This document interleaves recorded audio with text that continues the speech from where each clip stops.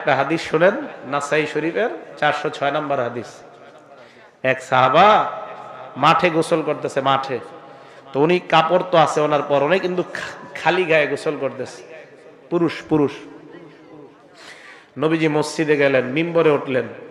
সাহাবারা কয়, ঘটনা কি আজকে নবীজি হঠাৎ মিম্বরে উঠলেন? মিম্বরে ওঠার পর কয় সাহাবাদের দল, ইন্নাল্লাহ হালিম, আল্লাহ ধৈর্যশীল। হাইয়ুন, আল্লাহ অনেক লাজুক, আল্লাহ লাজুক, সুবহানাল্লাহ। আল্লাহ ধৈর্যশীল, হাইয়ুন, আল্লাহ লাজুক, আল্লাহ ধৈর্যশীল, আল্লাহ লাজুক, আল্লাহ লাজুক। সিত্তিরুন, আল্লাহ আমার আপনার আমাদের দোষ গোপন করে রাখে। এক হাদিসে আসছে, কিয়ামতের ময়দানে এক বান্দাকে আল্লাহ বলবে, আমার সামনে আসো। বান্দাকে নেওয়ার পর আল্লাহ পর্দা ফালায় দিবে। কোটি কোটি মানুষ ওই পাশে, বান্দা আর আল্লাহ পর্দার আড়ালে। তাকে বলবে, তারিফু জাম্বা কাজা ওয়া কাজা, এই তুই ওই অপরাধ করেছো, তোমার মনে আছে কিনা? বান্দা বলবে, হ্যাঁ মাবুদ, আমার মনে আছে। কয়েকবার স্বীকৃতি নেওয়ার পর আল্লাহ বলবে, এই অপরাধগুলো আমি আল্লাহ কাউকে বলি নাই, লুকিয়ে রেখেছিলাম। যাও, আমি আল্লাহ তোমাকে ক্ষমা করে দিলাম। কাউকে বইলো না, আমি তোমার মাফ করে দিছি, কাউকে বলা দরকার নাই। শুধু বলবা তুমি জান্নাতি, যাও জানায় দাও। সিত্তির, আল্লাহ আমার আপনার দোষ গোপন রাখে।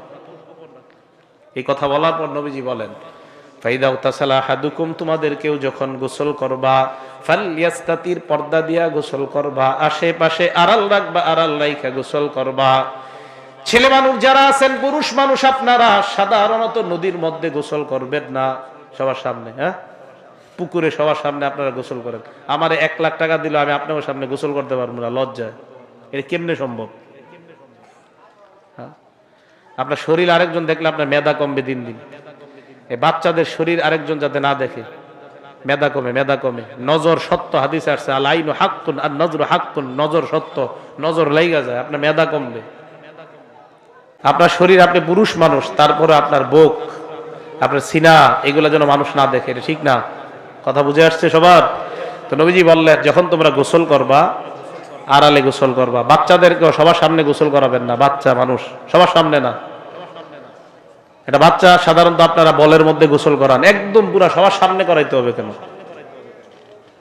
তো আমি বুঝাইতে চাইলাম, আপনার বাচ্চার উপরে মানুষের নজর লাগবে। নজর হাদিসে আসছে, এটা সত্য। আর নজর লাগলে তার মেধা কমবে, তার ক্ষতি হতে পারে, এটা হাদিস দ্বারা প্রমাণিত।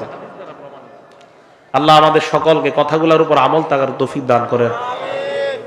তো রাসূল করিম সাল্লাল্লাহু আলাইহি সাল্লাম মিম্বরে দাঁড়ায় বললেন, ফাইদা তাসালা আহাদুকুম ফালইয়াস্তাতির, তোমাদের কেউ যখন গোসল করবা, ফালইয়াস্তাতির, পর্দা দিয়ে গোসল করবা। আশেপাশে তোমরা আড়াল করে নিবা।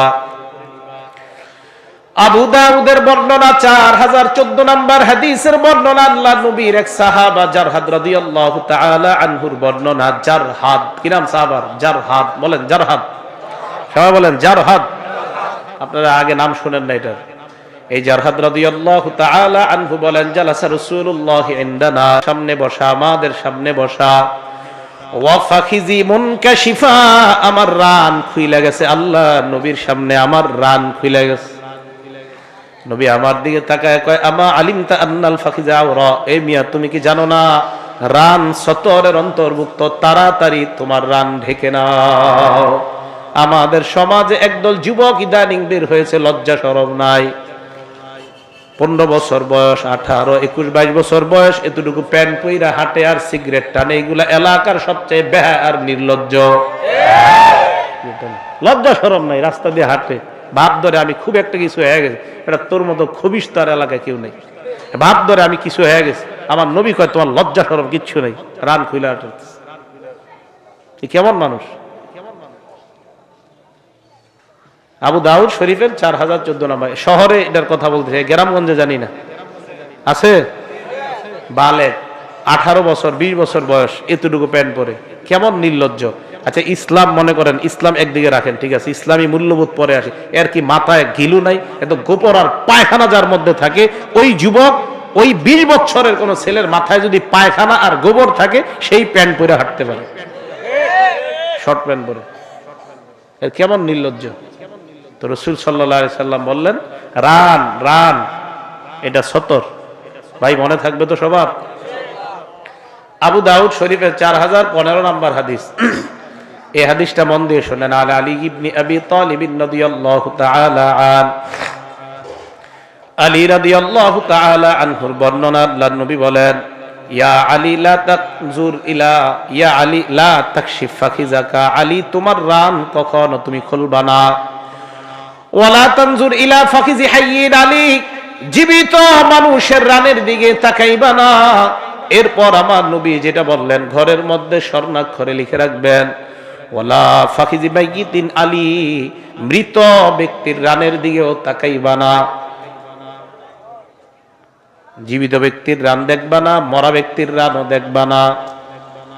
আমি অবাক হয়ে গেলাম, মরা ব্যক্তির রান যেখানে দেখা না যায়, কিভাবে আমাদের যুবকরা শর্ট প্যান্ট পরে হাঁটে, মরা ব্যক্তির রান দেখা না যায়। তো নবীজি বললেন, আলী জীবিত ব্যক্তির রান দেখবা না, মরা ব্যক্তির রান দেখবা না। আপনারা আমার কথাগুলা ঘরে ঘরে ছড়াইয়া দেন, আল্লাহ তৌফিক দান করেন। আবু দাউদ শরীফের 4017 নম্বর হাদিস। এই হাদিসের বর্ণনাকারী বাহাজ ইবনে হাকিম রাদিয়াল্লাহু তাআলা আন, তার বাবা থেকে, তার বাবা তার দাদা থেকে এই হাদিসটা বলছে। নবীজির সামনে গেলাম, যাওয়ার পর প্রশ্ন করলাম, আওরাতুনা মা নাতি বিনহা ওয়া মা নাযার ইয়া রাসূলুল্লাহ, আমরা কাদের সামনে সতর ডাকবো আর কাদের সামনে সতর ডাকবো না?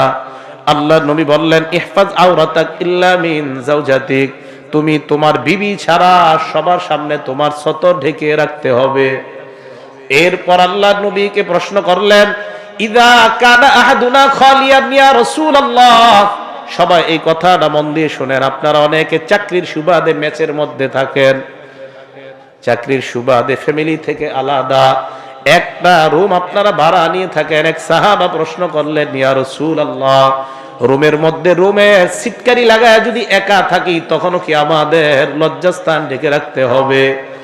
ভালো করে শুনেন, ইয়া রাসূলুল্লাহ, রুমের মধ্যে কেউ নাই, রুমের মধ্যে কামরা লাগায়া আমি একা একা বসা, ওই সময় কি আমার রান খোলা যাবে না?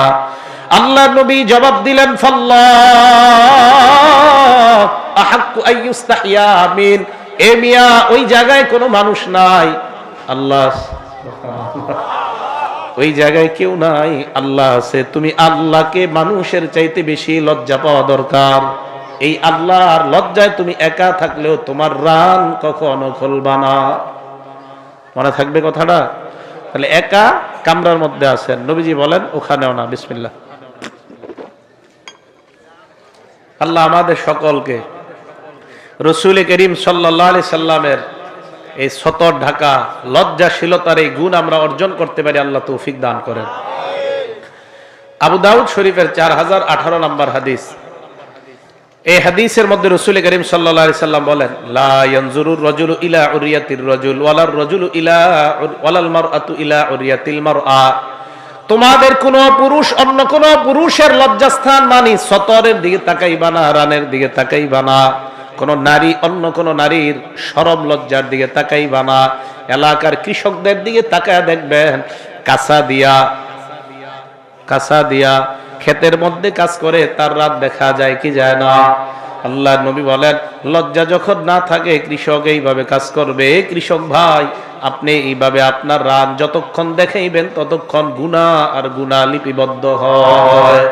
আল্লাহর নবী বললেন, ওয়ালা ইউফজির রাজুলু ইলার রাজুলি ফি সাওবিন ওয়াহিদ, এক পুরুষ আরেক পুরুষের সাথে এক কাঁথার নিচে, এক কম্বলের নিচে, এক বালিশের মধ্যে শুইতে পারবে না। ওয়ালাল মারআতু ইলাল মারআতি ফি সাওবিন ওয়াহিদ, এক মেয়ে আরেক মেয়ের সাথে এক কম্বলের নিচে, এক কাঁথার নিচে ঘুমাইতে পারবে না। আমার নবী বলে দিলেন, এক পুরুষ আরেক পুরুষের সাথে এক কাঁথার নিচে ঘুমাইবা না, এক পুরুষ আরেক পুরুষের সাথে এক কম্বলের নিচে ঘুমাইবা না, এক লেপের নিচে ঘুমাইবা না, এক নারী আরেক নারীর সাথে এক কম্বলের নিচে ঘুমাইবা না, এক লেপের নিচে ঘুমাইবা না, এক কাঁথার নিচে ঘুমাইবা না। এটা আমার ইসলামের শিক্ষা, মানতে হবে। মনে থাকবে এই কথাটা? হ্যাঁ, আপনাদের ঘরে ঘরে শীতকাল, কথা কিন্তু মনে রাখেন, শীতকাল বিশেষ করে যাদের বয়স 10 হয়ে গেছে, 7, 8, 9, 10 ছেলে, এই 8 বছর 10 বছরের ছেলেদেরকে আরেক ছেলের সাথে শুইতে দিবেন না। আরেক ছেলের বয়সও যদি হয় এরকম 8-10, প্রয়োজনে বাবা ছেলে এক কাঁথার নিচে ঘুমাবে, মা মেয়ে এক কাঁথার নিচে ঘুমাবে, এক লেপের নিচে, কিন্তু এক বোন আরেক বোনের সাথে না। আপনাদের কি কথাগুলো বুঝে আসতেছে? এটা আমাদের নবীজি নিষেধ করছেন। হ্যাঁ, এটা কেন করছেন? আমার নবী জানে কিভাবে পৃথিবীর মধ্যে হায়া আর লজ্জা হবে আর কিভাবে নির্লজ্জতা দুনিয়াতে ছড়াবে, এটা আমার নবী জানতেন। আমার নবীকে আল্লাহ জানাইছেন। আল্লাহ আমাদের সকলকে লজ্জাশীলতার এই গুণ অর্জন করার তৌফিক দান করেন। আমাদের নবীজি কেমন লাজুক ছিলেন মন দিয়ে শোনেন। বুখারী শরীফ হাদিস নাম্বার 6102 নাম্বার হাদিস। কানা রাসূলুল্লাহ সাল্লাল্লাহু আলাইহি ওয়াসাল্লাম আশাদ্দা হায়াআ মিনাল আযরা'i ফি খিদরিহা।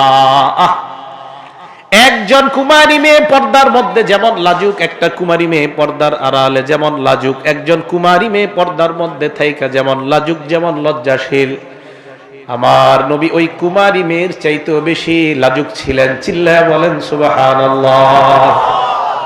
এই কি কথা? নবীজি একটা কুমারী মেয়ে পর্দার মধ্যে থাইকা যতটা লাজুক, আমাদের নবী এর চাইতে বেশি লাজুক ছিলেন। আল্লাহ আমাদের সকলকে নবীর মতো লজ্জাশীলতার এই গুণ যেন আমরা অর্জন করতে পারি, আল্লাহ তৌফিক দান করেন।